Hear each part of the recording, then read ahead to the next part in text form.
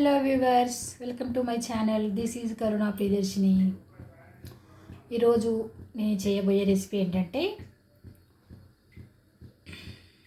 వాక్కాయ పప్పు, కలివికాయ కూడా అంటారు దీన్ని. చూడండి, ఇంతకుముందు చూపించాను. ఇవి చాలా అందంగా కనిపిస్తాయండి, కలర్ఫుల్గా. White colour and maroon colour చాలా చూడడానికి అందంగా కనిపిస్తాయి. ఇవి కట్ చేస్తే ఇలా ఈ కలర్ వచ్చేస్తాయండి. ఇందులో గింజ ఉంటుందండి. ఈ గింజ తీసుకొని మనం పప్పులో వేసుకోవాలి. ఓకేనా ఫ్రెండ్స్? పప్పులో వేసాను. ఈ కూర ఎలా ఉంటుందంటే వగరు వగరుగా, పుల్ల పుల్లగా చాలా బాగుంటుందండి.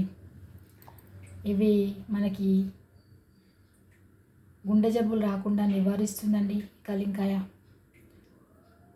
ప్లస్ కిడ్నీలో స్టోన్స్ని కూడా తీసివేస్తుంది. కడుపు ఒక ఆయాసాన్ని, అల్సర్ని కూడా తొలగిస్తుందండి. దీనివల్ల చాలా విషయాలు మనం తెలుసుకోవచ్చండి.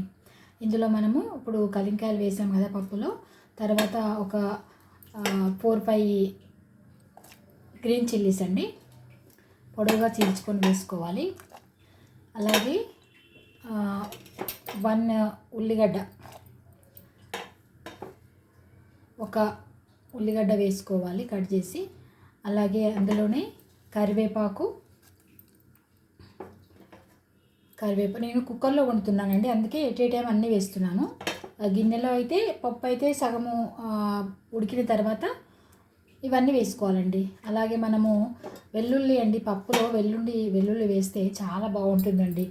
అది ఎలా వేయాలి అంటే కొంచెం పచ్చగా దంచేసి అలాగే వేయాలండి. పొట్టుతో వేస్తే చాలా టేస్టీగా ఉంటుంది వెల్లుల్లి వాసనతో. వేసాం కదా, అందులోనే 1 స్పూన్ పసుపు వేయాలండి. అలాగే మనం మిర్చీలు వేసాం కదా, చాలా పప్పులో కారం కంటే మిర్చీలు వేసుకుంటే చాలా కలర్ఫుల్గా కనిపిస్తుందండి. మిర్చి చాలా వేసాం కనుక ఒక 1 స్పూన్ కారం వేద్దామండి. లేదా ఎవరిష్టం అంటే ఎవరు ఎలా తింటారో అలా వేసుకోవచ్చండి. మేము కొంచెం బాగానే తింటామండి, కాకపోతే నేను 1.5 స్పూన్ ఇస్తున్నాను.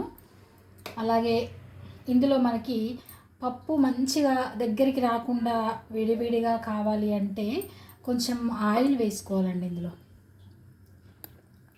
ఆయిల్ వేసుకున్న తర్వాత ఇప్పుడు మనం కుక్కర్ అంతా మిక్స్ చేసేసి మంచిగా కలిపేసి ఒక 2 విజిల్స్ వచ్చేంత వరకు పెట్టాలండి. ఓకేనా అండి? ఈ వాక్కాయని నిల్వ పచ్చడి కూడా చేసుకోవచ్చండి. అలాగే రోటి పచ్చడి కూడా చేస్తారండి, బాగుంటుందండి. ఇవి కూడా మనకి ఎప్పటికీ దొరకవండి, ఒక 2-3 మంత్స్ దొరుకుతాయి, అంటే వర్షాకాలం సమయంలో దొరుకుతాయండి. కాబట్టి మీరు కూడా ఈ మధ్య దొరికితే తెచ్చుకోండి. ఓకేనా ఫ్రెండ్స్? ఓకే ఫ్రెండ్స్, మర్చిపోయానండి, సాల్ట్ యాడ్ చేయలేదండి. సాల్ట్ నేను ఉప్పు వేస్తున్నాను కాబట్టి కొంచెం తక్కువ వేసుకుంటే బాగుంటుందండి. ఓకేనా అండి?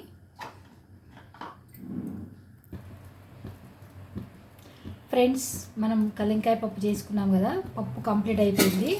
చూడండి ఇలా ఉందో చూడండి. ఇప్పుడు మనం దీన్ని పోపు చేసుకోవాలండి. ఓకే, వేడైపోయింది. ప్యాను ఆయిల్ పోసుకొని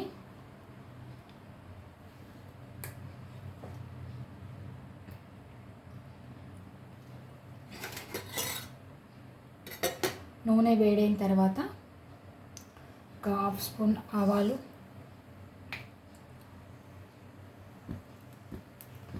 1/2 స్పూన్ జీలకర్ర,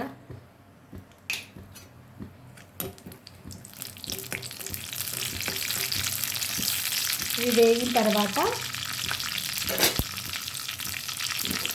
ఒక 2 ఎండుమిర్చీలండి, మరీ చిన్నగా చేయకుండా కొంచెం పొడవుగా వేసుకోవాలి. తర్వాత ఇందులో మళ్ళీ పోపుకి 2 కరివేపాకు రెబ్బలు, తర్వాత వెల్లుల్లి రెబ్బలు. మీకు ఇష్టం ఉంటే కొంచెం ఇంగువ వేసుకోండి, పోపుకి చాలా టేస్ట్గా ఉంటుంది పప్పు. ఇష్టం లేని వాళ్ళు స్కిప్ చేయొచ్చు. ఇది గోలాయండి. ఇప్పుడు లాస్ట్లో మనము పసుపు వేసేసి స్టవ్ ఆఫ్ చేయాలి. ఓకే అండి, మంచిగా వేగిపోయాయి కదా. ఇది ఇప్పుడు మనము స్టవ్ ఆఫ్ చేసేసి